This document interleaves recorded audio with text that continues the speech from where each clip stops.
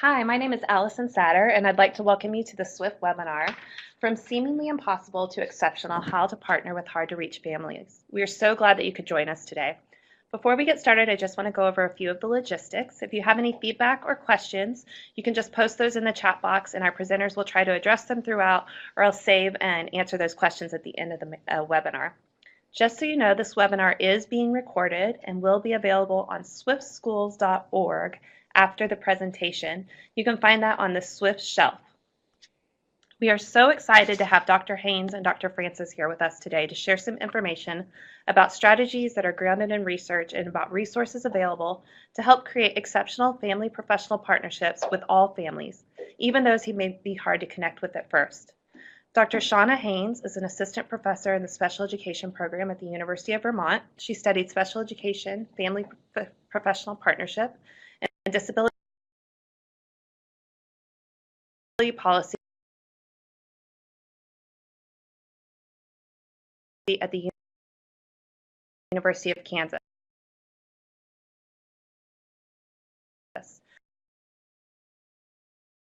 She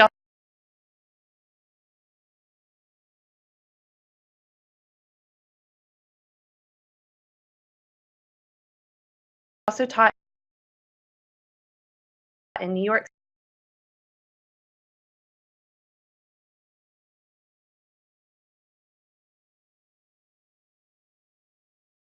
City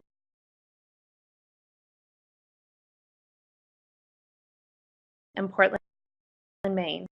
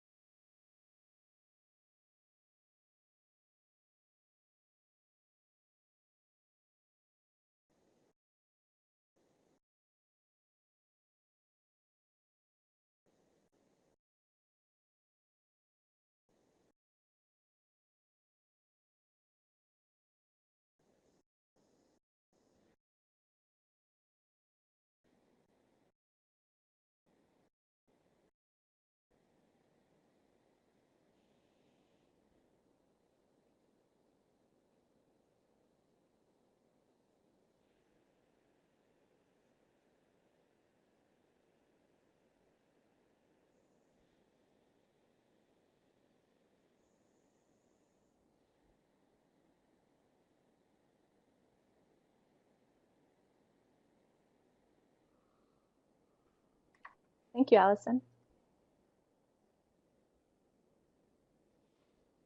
So today we're sharing with you from seemingly impossible to exceptional, how to partner with hard-to-reach families. But first, we'd like to introduce ourselves, and Allison already did quite a nice job of introducing us. Thank you, Allison. But I will go ahead, and this is me on the right with my daughter is wearing the CSB Hawks jersey, Go Hawks, that's her and her hockey outfit. So my name is Shana Haines, and as Allison said, I am an assistant professor at the University of Vermont, and I'm coming to you from a very snowy Burlington, Vermont right now. And this is my fourth year here. Before coming to Vermont, I was at the University of Kansas, and I worked at the Swift Center and continued to conduct research with the Swift Center and some professional development through the Swift Center in my first year in Vermont. And I'm Grace Francis. I'm the one on the left. And prior to coming to George Mason University, I also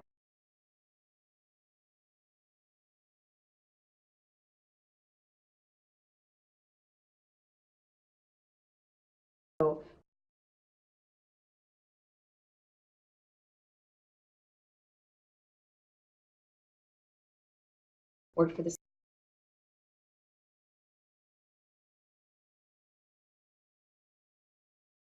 Swift Center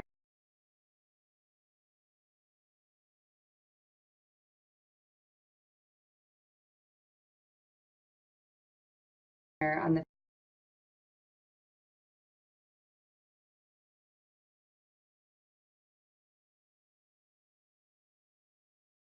family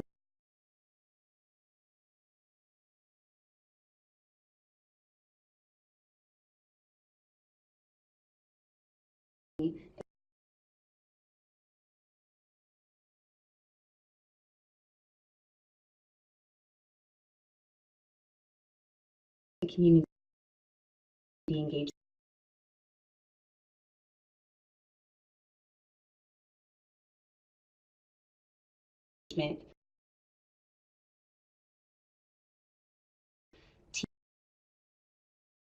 team.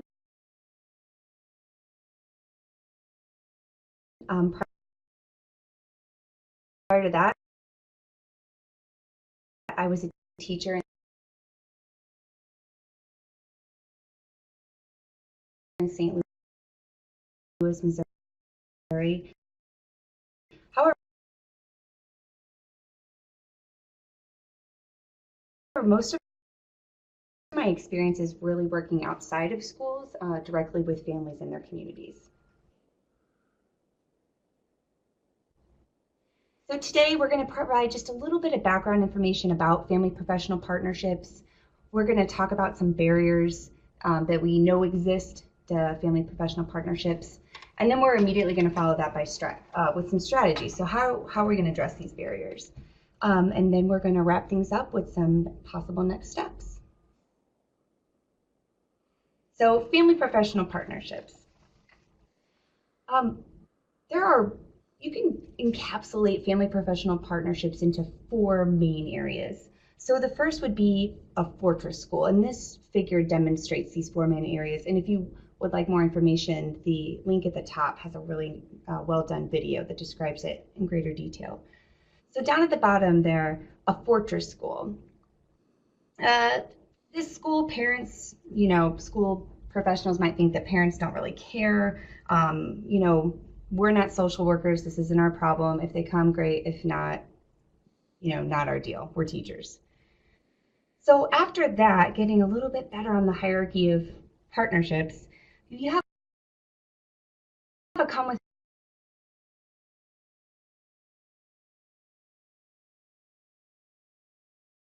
we call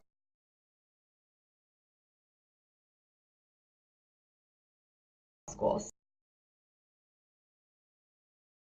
So they have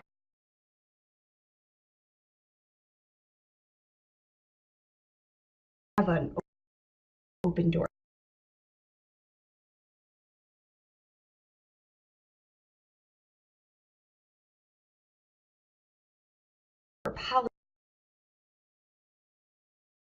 policy. Um,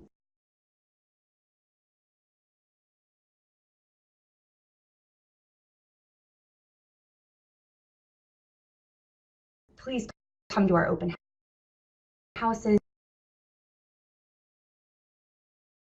Please come to our conferences. But that's really where it stops.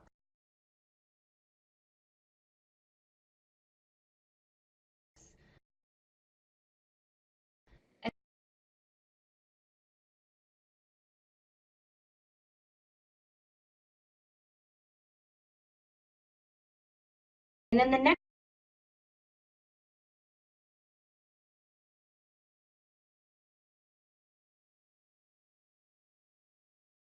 next stage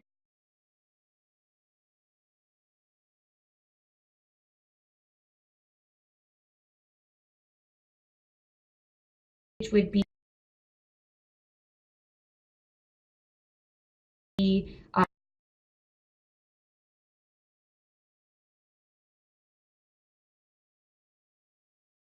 um,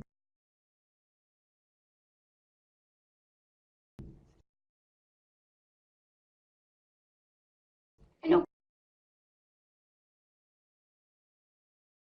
open door schools.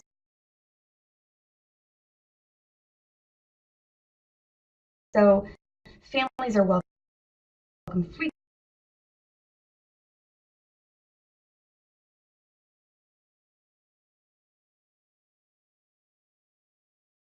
frequently. Um, please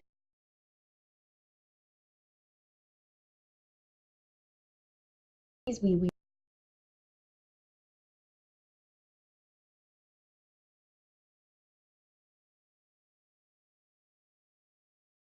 welcome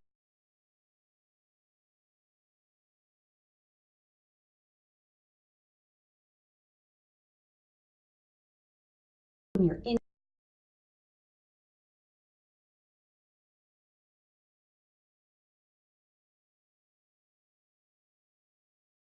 input.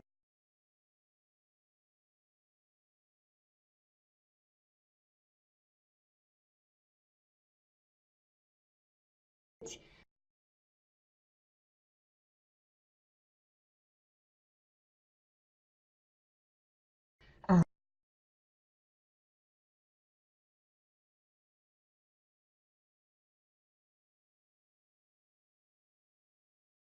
please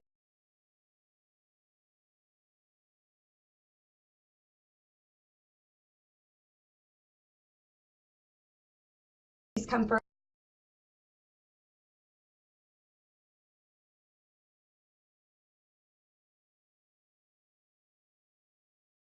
open house.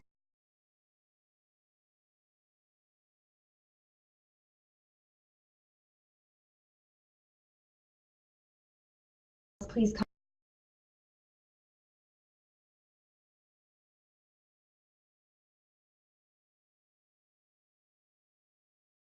for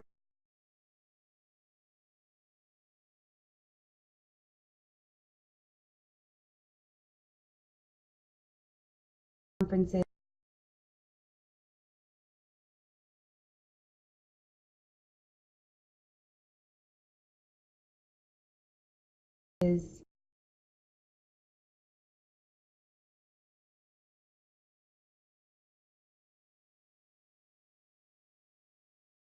Um,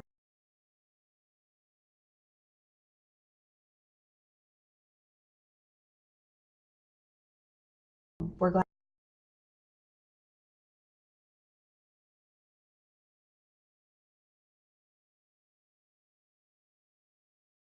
that you're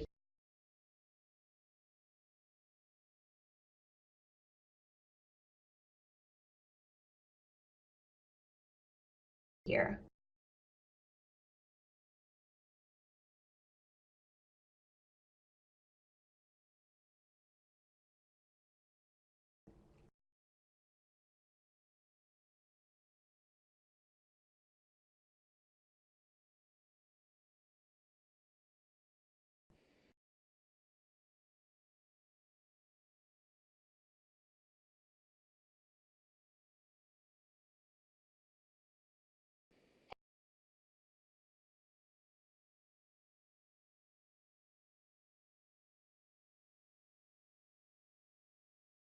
And that's great.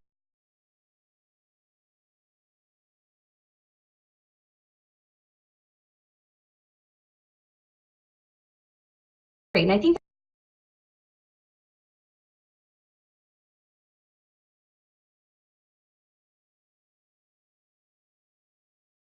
that's where most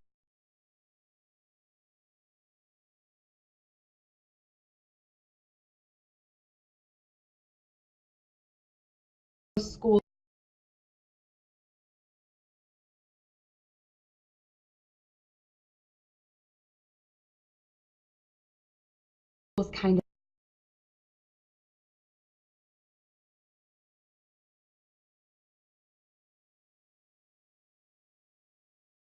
of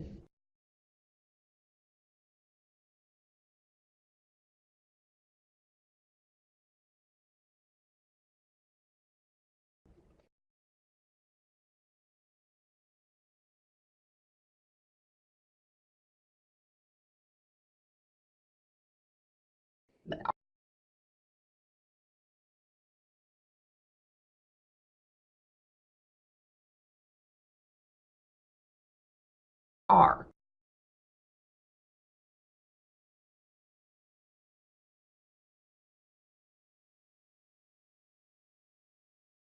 currently.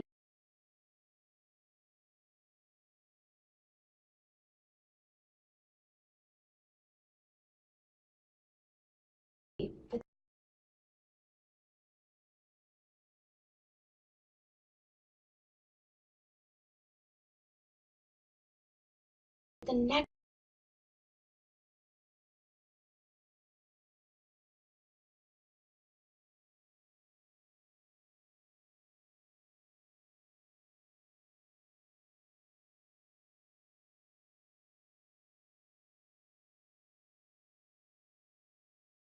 step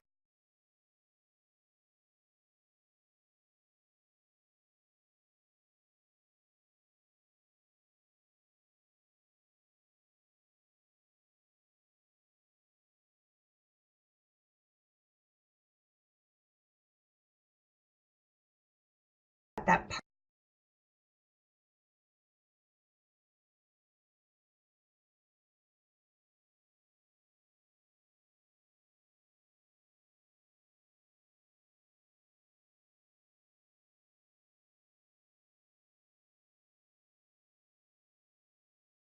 partnership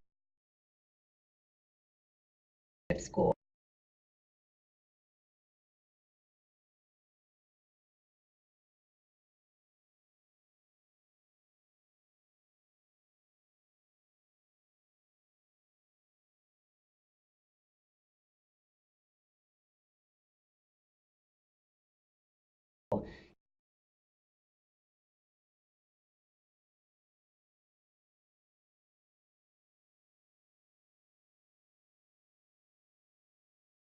And these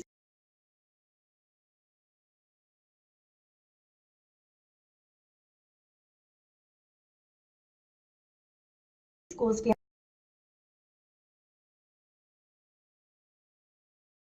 families are actively involved in decision making, not only for their own students, but for the school as a whole.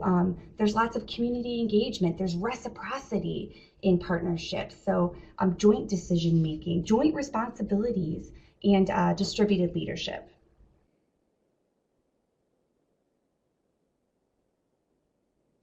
Okay, so now we're going to talk about some of the benefits of family professional partnerships. And we assume that if you're here on the webinar today, you know some of these benefits firsthand, so we won't go into too much detail. But research shows us that benefits include better grades, more involvement in groups and clubs, more friends, a better school climate, enhanced instruction, employment, higher expectations and ability to meet student needs, and greater connection between home and school.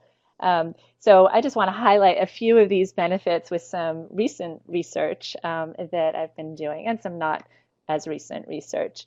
So for the better grades here, and there is a lot of research to support this, a study that I am currently working on is really looking at family professional partnership between refugee families who are newly arrived in the United States and into the American school system and their children's teachers. And we're really looking at adolescent students for this study. And so part of the study is I've been interviewing the families and also the teachers and the students. And one thing that has come up time and time again is that parents are often unaware of what the child is doing at home because their homework is on their one-to-one initiative given device. For example, here in Burlington, the school districts give middle school students iPads to use for the year. And so the students come home from school and they say that they're doing their homework, but they're actually just on the iPad, and often they are doing their homework, but often they're not doing their homework. And this is interesting because this came up in all of the interviews that we did with the students, with the families, and with the teachers as a point of contention of not being able to communicate what the expectations are with the iPad. And so that's just one way that if we actually spoke about this, if we actually talked about the proper use of devices and what students should be doing on the devices for homework, that really could improve student grades. Another story that I have in terms of just the greater connection between home and school, and this is some research that is cited here, Haines, Summers, Turnbull, Palmer, and Turnbull, is of a little boy who was 4 years old, and he attended a Head Start program where I did some research, and he was under evaluation for disability. This is a boy who he had refugee status. He was from Somalia, and he was in school. He was repeating everything that the teacher said to him. So when she would read a book, he would repeat every word. About maybe a half a second after she started to say it, he would say it. And this happened repeatedly when she was doing a read aloud or when she was speaking directly to him, and it was manifesting like echolalia. And the teacher had some big concerns about that, and also about other areas of his behavior and his development. And so she said to me, as a researcher, she said, I don't know what's going on with him, but it looks like echolalia, and he is under evaluation. And then I also, as part of this study, I spent a lot of time in the student's home. And when I was there in the home, I saw that he was watching a TV program called something along the lines of Your Baby Can Read. And this is a program where the child is sitting in front of the TV, and the way that they have it set up is that every word that's said in English on the TV screen is supposed to be repeated by the child as he's watching it. And so he was repeating it exactly the way he was supposed to for Your Baby Can Read. And that's what he was doing in the school as well. And when I figured that out, I mentioned it to the teacher, and she said, "Oh my gosh, that's amazing information. Thank you so much for that." And it just was a point, it was kind of a case in point about why it's so important to have these really open and honest discussions, and how this partnership can really can increase the connection between home and school.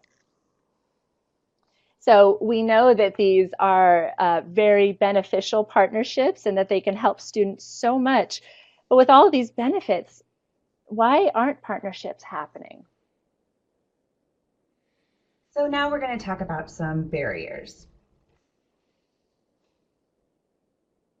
So here's a list of some typical barriers, and I think a lot of us have experience with these. So family history, school history, segregation, discrimination, a student or a family's legal status, differing languages, differing cultures, expectations, and then also school infrastructure and logistics. So I'm going to pull out just a couple of these and kind of highlight how these manifest in schools. The first one, history, I'm actually going to share a personal story. So my mom is definitely what most schools, or who most schools would consider an uninvolved parent, a parent who doesn't care. That was definitely how people perceived my mom. And I know this because I heard them talking about her as if I was not standing right there. My brother, I should say, also has multiple developmental disabilities and had an IEP all through his school career. So, however, what they didn't know is that my mom had a terrible history in school. I'm a first-generation high school graduate. My grandmother has an 8th grade education. My grandfather has a 6th grade education. My mom didn't graduate. My dad didn't graduate. My mom experienced a lot of physical abuse in school. Her teachers weren't particularly kind to her. She was held back one year. School is not a fun place for my mom.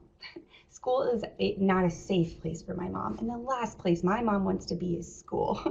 And when she goes to school for my brother's IEPs, all she hears about is how bad he is and how behind he is and all these things. So you can understand why my mom would not be room mom, right? Why my mom wouldn't want to come to the, my school conference.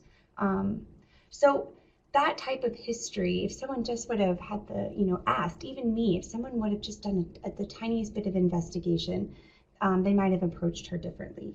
So also expectations. So some families may, defer to the professional. That they, have respect for professionals, and I'm just a parent and I don't have anything to contribute. So let's let them do it. That maybe homework should be done at school. There's all types of different familial expectations when it comes to school. Also, the expectations of the school. So maybe a school expects all parents to call and make an appointment before they come and visit a classroom. Or maybe they're not allowed to visit classrooms because it disrupts learning. Maybe their expectations for involvement are really school-centric ways of participation. So again, that room parent example, or coming for the afternoon choir performance, things like that. And then finally, infrastructure and logistics are very common barriers in schools. So in order for parent-professional partnerships to really flourish, it can't be considered an add-on to staff, right? It has to be built in to the functioning of the school. There needs to be time to plan how to address these barriers, how to best reach families. There has to be family leadership, right? So hearing the information from families, from the community, and maybe even like a dedicated position or a paid family liaison, someone that schools or in a district even can pull resources to really dedicate time and resources to developing family professional partnerships. So next Shauna's gonna share a couple of strategies to address some of these barriers. Great. And so for the strategies, we are going to talk about school-wide strategies first, and then classroom strategies, and finally we'll talk about individual family strategies. So for school strategies, we have holding high expectations, being approachable and relatable, sending positive notes home, having a daily school-wide welcome, having a warm welcome committee for new families, having traditions in the school, requesting and acting on feedback, distributing leadership, and having policy and action plans that are focused on family partnership, and then also knowing the law, both the letter of the law and the spirit of the law. So before we move on, I just want to share a few stories that bring some of these to light. So for the approachable and relatable school strategy, we have found through our research that being approachable and relatable as a school overall is really helpful, but especially when the administration is involved in different things that make them more approachable and relatable. So one story about this comes from some work we did with Swift when we were looking at the Swift knowledge development sites. And we met one principal at a knowledge development site who was just a very approachable person. He was a principal, but he had he used the first letter of his last name so that he didn't have big last name. He was Mr. and then the first letter of his last name. And every year, as part of a fundraiser, it was sort of a popular event at the school, he would duct tape himself to the wall as part of the fundraiser. And we just thought that was such a great way of making himself approachable, relatable. I mean, you can't be too intimidated by somebody who you see duct taped to the wall as part of a fundraiser, and he would do that every year. So that's one example of being approachable and relatable. We're not saying everybody has to duct tape themselves to the wall, but doing things like that really can help just to break down any barriers.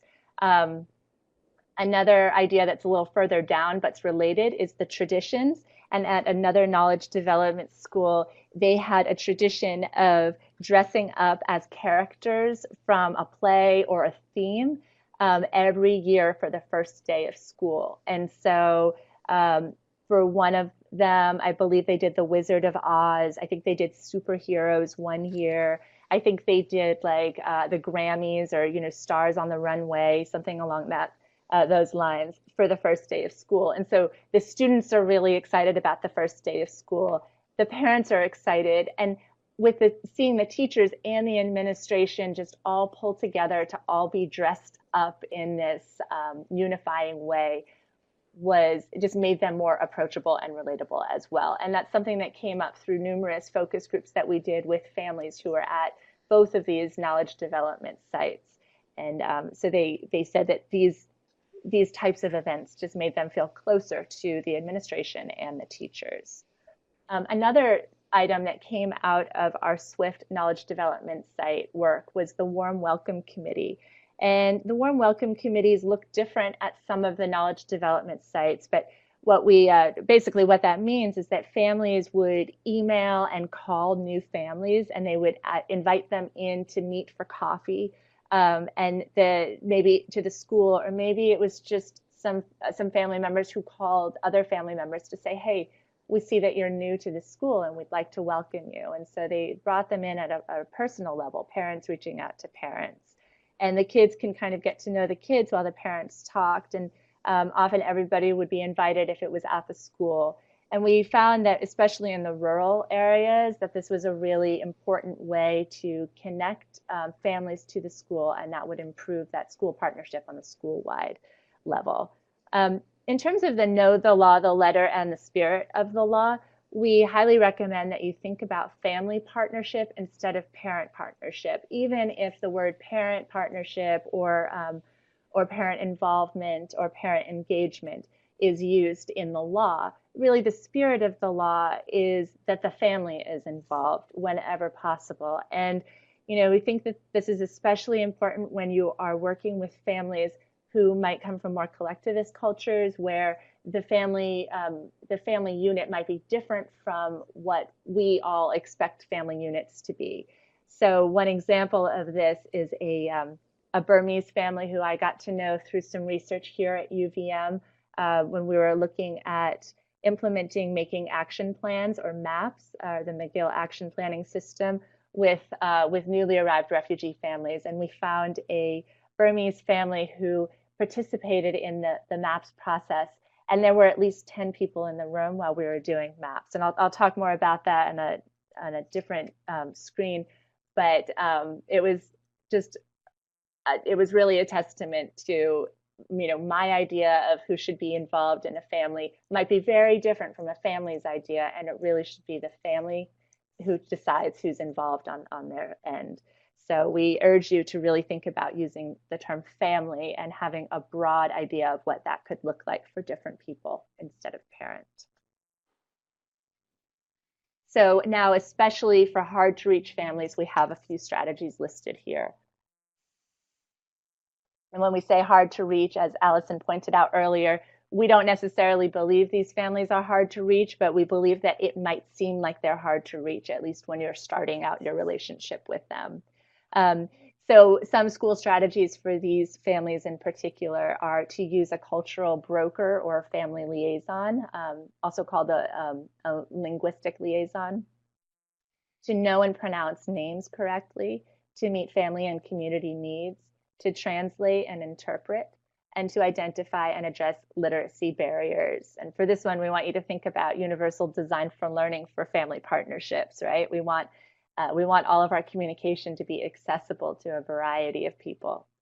So one brief story I have about the cultural broker or family liaison is for some research I'm currently conducting here in the Burlington area.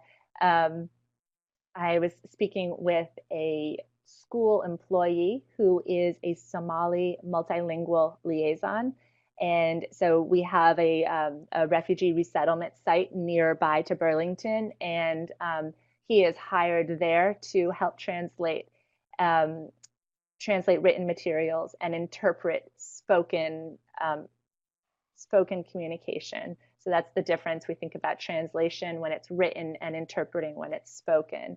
And he is hired to make sure that the Somali families in this community all can connect with the school whenever they need to. But he translates all report cards into Somali for for all of the Somali families. So some of the Somali families can speak English and can read English and don't really need this service, but this is something that he does just to make sure that they fully understand what the report card is telling them. And he will also help all the teachers be able to know and pronounce names correctly. He also meets family and community needs if they have maybe some literacy barriers, or they need some forms filled out that don't actually have anything to do with school, but we know that making sure that family needs are met will help their children in school. And he goes above and beyond just what the sort of parameters of the school district are to help families connect with maybe the hospital or social service organizations that might be helping the families. So he will help fill out forms, etc. He will translate anything that needs to come from the school or from the family to the home that's written, and he interprets for all interactions between families and schools. And then also he can point out when something might be a barrier. So he is not only is he a lingual liaison, but he really understands the cultures of the Somali community, and that includes the Somali Bantu and the Somali. So he speaks both Somali and Mai. And he is able to really identify and address any kind of barriers that the families might have towards accessing the partnership from the school. But then he also works with the school to really understand who the families are. And so it is a critical position. All right. Now on to classroom strategies with Grace.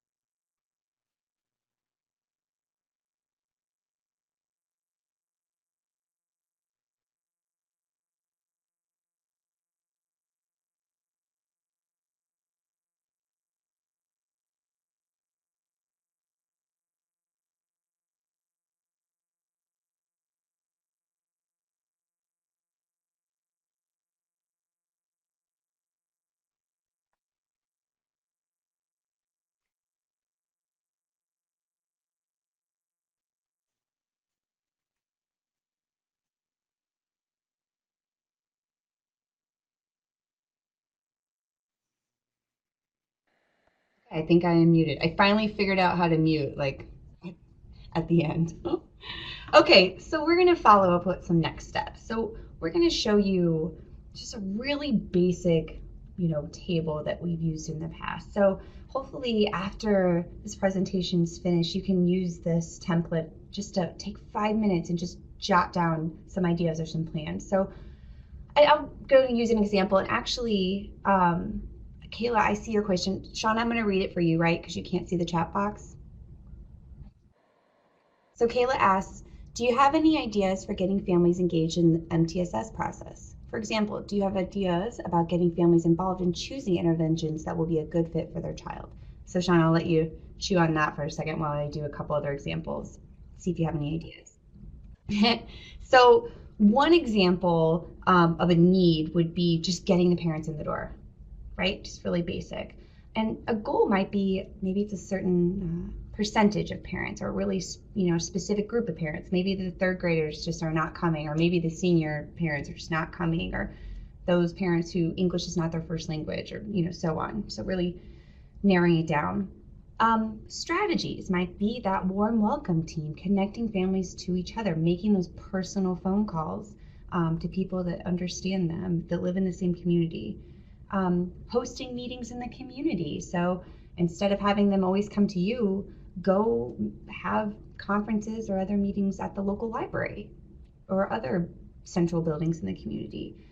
Food always brings people in. It's really shocking. Great, thanks, Actually, it's Grace. really not. Food is amazing. And now we're on to individual and then family maybe strategies. providing transportation, So right? So just for these, figuring out I'll read what's here. What's going to on, give getting to the families a bottom of heads things, up talking about to our what's going on, families, to share and then personal creating strategies. experiences, So, and to ask families to share their personal partners, right? experiences. Like how are we going To to start with the accomplish these things? positive, but get really into Definitely you want need to talk to and families, with want to reach out to action. families, see if families are interested Walk in in with families if you're participating going as to a warm meeting. Meet them welcomer, outside of where you are meeting, calling and the walk library. in with Hey, them. can I And also reserve to this bring space? food, and then not just to bring it Maybe and put it collaborating on the with local table. restaurants Sometimes to see families if don't there's know some what to do reciprocal with the way, food. that you I can think we've partner all with been in them that if they give situation where you there's some food that looks some delicious, type but of nobody's food eating for it, this and you don't know what to do with meeting. it. So if Maybe you kind of you'll model it by you'll eating loan it, it them can help space in families to school feel one more at weekend ease so that they can have their and comfortable with you. activity or whatever. And then to think about the just kind of families that as reciprocity experts there as well. and students So as advocates thinking about as your well. question, So Kayla, I have in just this kind one of format. story So to if your need is to share get about starting families with the engaged in this positive, MTSS process, but making right? sure you get into the need Maybe a goal, and with and I may be action. way off track, so Because feel free to, sometimes when we're working with redirect me. families, Maybe a goal is we that want to make each sure that the family family has identifies at least a one positive intervention, overall right? impression, and Some that possible whatever we strategies as would to be professionals tell the conducting, families, inventories, it doesn't having families interfere with the complete student's inventories about their motivation or the child's student's behavior, about their strengths, trust in you. like So we want our task students to analysis feel type motivated, stuff. but if they're struggling with Reviewing something, what we don't you're want the already family to doing. get So really upset with what's the going on at tier student one? and What's then going on to at tier maybe punish two? them for Because what maybe they're the problem is struggling with really or something that the along school those lines. rules are written in a And way so sometimes that we start with the conflicts positive and the what the student parents, hears at home. it's maybe So we if we start fix to this get into the really needs and then we universal realize thing that at the tier one, parents maybe that'll help or improve. the family is You kind don't of have to go all the way up to tier three. questioning it or pushing it a Video little bit, exemplars are and always with that super helpful. sense So of, instead of just telling or I even might be writing to making explain, this showing need the family, into maybe a there's a negative YouTube channel thing you could instead of create, or a helping the Facebook child, I might page, actually be hurting or the some other child. way to show Sometimes we sort of back families up and we go back to the examples of positive what's and we already don't going end on, with and action. then possibly some And that's something examples that I'm of seeing in a evidence-based research study I'm practices, currently working that on, you and it's could sort of a use, right? loosely So, formed finding at this point different in time, but behavior we do have a instructional lot of data strategies, that's supporting that this is whatever, happening a lot with things that we refugee know that families work in this in one schools, particular showing study. families And what those I have are. one story A about visit to it, the and home that's might with be a helpful student, too. we'll That call might be him another Braun. strategy to see what's He's working Bhutanese there, student, and right? he Like does the parent okay might in not know school, that they're doing but he has partial a verbal lot of prompting. accommodations to But do man, pretty is that ever well in working at the school. dinner He table? receives So services seeing in the what's working in the English family home and maybe English also what's learner not, to classroom see for what, most of the man, this day, is and then what he's we in really the should general target because it's education happening at classroom school and home. for math and So science. some And partners on to address he those strategies or is accomplish. he's in Obviously, 6th grade. the families have to have And buy-in. when Families the have to parent be goes, interested. the father goes in to Possibly talk with the the teacher, and universities, I was the family thinking. So has a maybe to relationship borrow with the their video teacher. equipment, although The man, family goes iPhones in are to talk really with the teacher, handy and they nowadays. have their You could multilingual also liaison partner for the with school district with them. And the teacher teacher prep says, classes, right? So maybe in like Ron is Shana's doing great in Special school. Education 101, And, maybe that's where they're making videos of these the father says, evidence-based well, practices. So it's is a there win-win. You're anything that getting he these can videos, improve on? and Shana's getting And the way that the awesome father says assignment it where makes the teacher the think, students wait are a minute, I don't want him, I practicing don't want to these squelch these Ron's strategies that she's motivation. teaching. I don't want the Or father to maybe get other upset with schools. Maybe Ron. this is like a So huge she stays with undertaking the for your positive and says, school no, to he's do. doing So great. maybe He's such you a kind pleasure of to have in spread class. He's, the process he's out really over fantastic. multiple schools And and share then resources. a few I don't know, I'm weeks just kind later, of the parent spitballing. gets Shana, do the you have report any card. ideas And the for report card strategies, or- says that, in fact, Bron is behind grade level in every subject. And he really needs to speak up more in class. He's virtually silent in class in the general education classrooms. And in the EL class, Like specifically he for sort of will families, speak up a little bit more, but when he does so, sorry, Sean. it's with some Specifically for other families like choosing slightly their own challenging interventions for behaviors their child. that are starting to become more and more problematic. So that does come out on the report card, but it didn't come out at the conference. And so that's sort of an example of how we might start with the positive, start to get into the needs, but then go back to the positive. And when you do that, then you often end with action. And it's so important to end with action. So how we see how it could have worked out with Bron is this teacher could have started with the positive and said, hey, he has made so much progress this year. We have seen great growth in his reading and his math and his science and his writing, but we still do see that he still needs to work harder on these things, or he has to continue to work on these things. And then say, and so to follow up with that, let's make a plan for how we can support him with maybe these 3 needs that he has right now, and let's make a plan for when we're also going to check in about how he's doing with that. So that's just an example of why it's so important to start with a positive, get into the needs, and then to end with action. So for these quote unquote hard to reach families, we have some more individual family strategies for you here. So first, we recommend that you ask families about their goals for their children, and keep trying even if you do not get a response from the family. And that could be keep trying even if you do not get a response to a phone call or an email or a letter home or a text message. But also, if you don't feel like you're getting a response from the first meeting, you're not sure if you're really able to read the family members' body language, keep trying, even though you might feel a little discouraged with that. Address the elephant in the room, if there is one, call it out. Meet in the community if possible, provide support in the community, and connect to support in the community. And so I want to go back to the MAPS project, the MAPS research project that we worked on, and talk more about that student who I said had at least 10 family members in the room with him when we were doing the MAPS for him. So when we sat down, and so many of you are probably familiar with what MAPS is, but it is a person-centered planning approach that's very goal-oriented and uses elements of appreciative inquiry to really bring out the best in the student, but it also doesn't avoid the hard topics of what are the family's fears, what are the teacher's fears, what are the individual with the disabilities fears, etc. And so for this student, he is a 17-year-old male with an intellectual disability, and he is from Burma. And when we sat down to conduct this MAPS, we had the EL teachers there, we had the special ed teachers there, we had a gen ed teacher there, we had a para there, and then we had 10 family members, and then at least 10. And to tell you the truth, there were people coming in and out of the room. There were a lot of little kids kind of coming in and out of the room, and so it was hard to really get an accurate count, but there were at least 10 there.